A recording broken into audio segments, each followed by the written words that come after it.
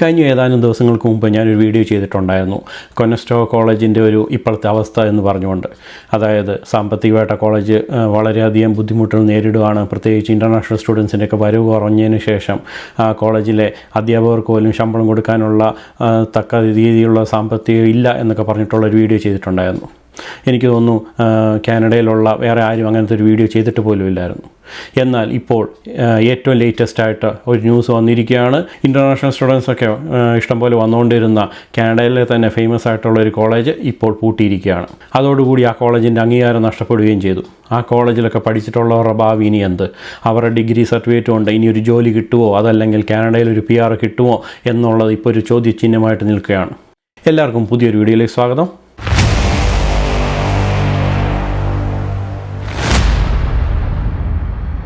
നമുക്കെല്ലാം അറിയാവുന്നതാണ്, കാനഡയിലെ തന്നെ ഒണ്ടാരിയോ എന്ന പ്രൊവിൻസിലാണ് ഏറ്റവും അധികം ഇൻ്റർനാഷണൽ സ്റ്റുഡൻസ് പഠിക്കാനൊക്കെ വരുന്നത്. അങ്ങനെയുള്ള ഇൻ്റർനാഷണൽ സ്റ്റുഡൻസൊക്കെ ഏറ്റവും കൂടുതൽ വന്നുകൊണ്ടിരുന്ന ബാരി എന്ന് പറഞ്ഞൊരു സ്ഥലത്തെ ജോർജിയൻ കോളേജാണ്. അതും അവരുടെ 2 ക്യാമ്പസുമാണ് ഇപ്പോൾ പൂട്ടിയിരിക്കുന്നത്. ഏകദേശം 56 വർഷത്തോളം ആ കോളേജ് പ്രവർത്തിച്ചതിന് ശേഷമാണ് ഇപ്പോൾ വലിയൊരു സാമ്പത്തിക ബുദ്ധിമുട്ട് വന്നതുകൊണ്ട് അവർ ആ കോളേജിലെ പൂട്ടാൻ തീരുമാനിച്ചത്. അവിടെയുള്ള സ്റ്റാഫുകൾക്കും പുതിയ പ്രോഗ്രാമൊക്കെ സ്റ്റാർട്ട് ചെയ്ത ആ പ്രോഗ്രാമിന് അനുപാതികമായിട്ടുള്ള ഇൻവെസ്റ്റ്മെൻ്റ് ഒന്നും റിട്ടേൺ ഇപ്പം കിട്ടുന്നില്ല എന്ന് മനസ്സിലാക്കിയത് കൊണ്ടാണ് ഇനി കൂടുതൽ നഷ്ടം വരാതിരിക്കാൻ വേണ്ടി, പ്രത്യേകിച്ച് കാനഡയിലേക്കുള്ള ഇൻ്റർനാഷണൽ സ്റ്റുഡൻസിൻ്റെ ഒഴുക്ക് കുറയുകയും ഇനി ഇൻ്റർനാഷണൽ സ്റ്റുഡൻസിൻ്റെ ഒഴുക്ക് ഗണ്യമായിട്ട് കുറയും എന്നവർക്ക് മനസ്സിലായതുകൊണ്ടാണ് ഒരു രീതിയിൽ നഷ്ടം സഹിച്ച് കോളേജ് ഓടിക്കേണ്ട എന്ന മാനേജ്മെൻറ്റ് തീരുമാനിക്കുകയും അതിൽ പ്രകാരം അവർ പൂട്ടുകയും ചെയ്തു. ഈ കഴിഞ്ഞ സെപ്റ്റംബർ 26 വെള്ളിയാഴ്ച 1600ഓളം വരുന്ന സ്റ്റുഡൻസിനും സ്റ്റാഫിനും ഒരു ഇമെയിൽ മുഖാന്തരം മാനേജ്മെൻറ്റ് അറിയിക്കുകയാണ് ചെയ്തത്. അതായത് ക്യാമ്പസ് ഉടനെ തന്നെ പൂട്ടാൻ പോവുകയാണ്, എത്രയും പെട്ടെന്ന് നിങ്ങളുടെ വേണ്ടിയ ഡോക്യുമെൻറ്റ്സ് ഒക്കെ കോളേജിൽ നിന്ന് കളക്ട് ചെയ്യണം, മാത്രമല്ല അവിടെയുള്ള ലോക്കർ മുഴുവൻ എംപ്റ്റി ചെയ്യണം എന്നൊക്കെ പറഞ്ഞിട്ടുള്ള ഒരു ഡീറ്റെയിൽഡായിട്ട് ഇമെയിലാണ് അവർക്കെല്ലാം ലഭിച്ചത്. ഈ ഇമെയിലും ലഭിച്ച ഉടനെ തന്നെ ആ കോളേജിലുള്ള സ്റ്റാഫ് മുഴുവൻ ഒരു പ്രൊട്ടസ്റ്റ് കണ്ടക്ട് ചെയ്യുകയാണ് ചെയ്തത്. അതായത് അവരുടെ ജോബ് പ്രൊട്ടക്റ്റ് ചെയ്യണം, കോളേജ് ഒരു കാരണവശാലും പൂട്ടാൻ പാടില്ല എന്നൊക്കെ പറഞ്ഞുകൊണ്ട്. മാത്രമല്ല അവിടുത്തെ സ്റ്റുഡൻസൊക്കെ ഇപ്പോൾ ഒരു കൺഫ്യൂസ്ഡ് സ്റ്റേജിലാണുള്ളത്. കാരണം അവർ പഠിച്ച പ്രോഗ്രാമിൻ്റെ ആ സർട്ടിഫിക്കറ്റ് കൊണ്ട് ഇനി അവർക്ക് ജോലി കിട്ടുമോ, മാത്രമല്ല ഇൻ്റർനാഷണൽ സ്റ്റുഡൻസായിട്ട് വന്നിട്ടുള്ളവരെല്ലാം അവർക്ക് PR-നൊക്കെ ആപ്ലിക്കേഷൻ സബ്മിറ്റ് ചെയ്യുമ്പോൾ ആ വെബ്സൈറ്റിനകത്ത് ആ കോളേജിൽ ജോർജിയ കോളേജിൻ്റെ ആ പേരുണ്ടാവുമോ ഇല്ലയെന്നുണ്ടെങ്കിൽ എങ്ങനെയായിരിക്കും ഇനി ആ ബാക്കിയുള്ള PR പ്രൊസീജിയറൊക്കെ എങ്ങനെയായിരിക്കും എന്നൊക്കെയുള്ള ഒരു കൺഫ്യൂഷൻ സ്റ്റേജിലാണ്. On Friday morning, nearly 1,600 Georgian college staff and students in Orillia and Muskoka were informed that their classrooms will soon be empty permanently.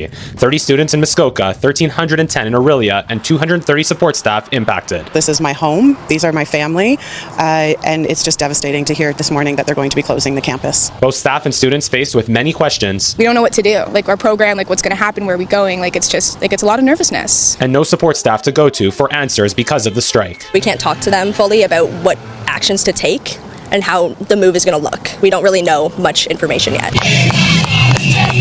A protest in Barrie this afternoon from hundreds of support staff about job security became a rallying cry to save the campuses. OPSU issuing a statement saying in part that the union was taken off guard by the news and that the closures will have devastating effects. ഈ വാർത്ത അറിഞ്ഞ ഉടനെ തന്നെ കാനഡയിലെ news ചാനലൊക്കെ ആ കോളേജിൻ്റെ ആയിട്ടുള്ള കെവിനോട് ചോദിച്ചത് എന്ത് കാരണം കൊണ്ടാണ് ഈ കോളേജ് പൂട്ടുന്നത് എന്നുള്ളത്.